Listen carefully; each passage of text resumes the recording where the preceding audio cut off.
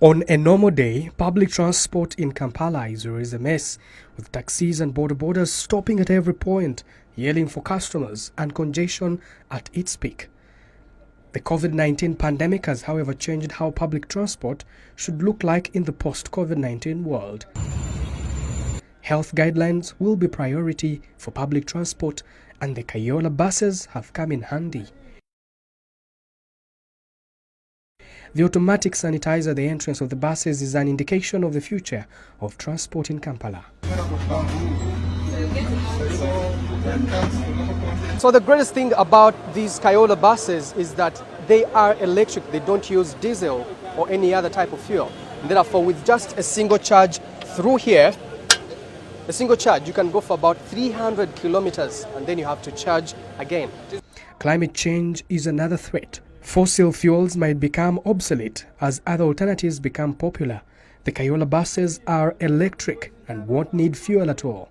The battery life of the Kayola EVS electric bus is up to 3,000 charge cycles, which is about 900,000 kilometers compared to 200,000 kilometers of typical diesel engines. For an electric bus, looking at the cost per kilometer, you're looking at about 320 shillings per kilometer, spending on electricity. Comparing that to a diesel bus, you're spending about 1,600 plus per kilometer.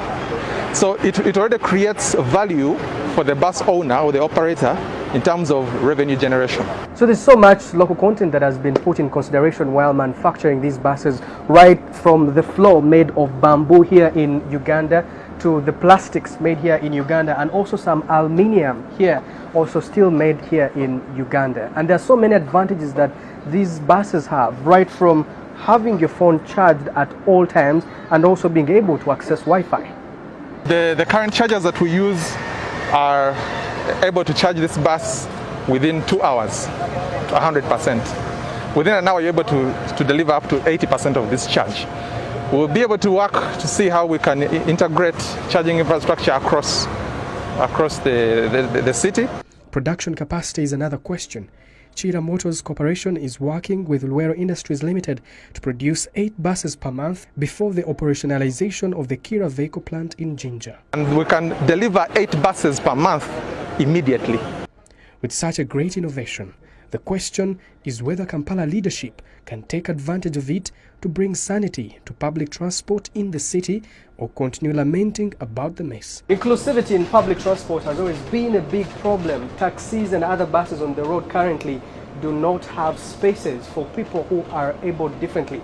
But these new buses, the Kayola EVS buses, actually have space for those who are able differently. So if it's a wheelchair, just come through from the doorstep, it's able to be fixed here so that it does not wibble around, and that's comfort.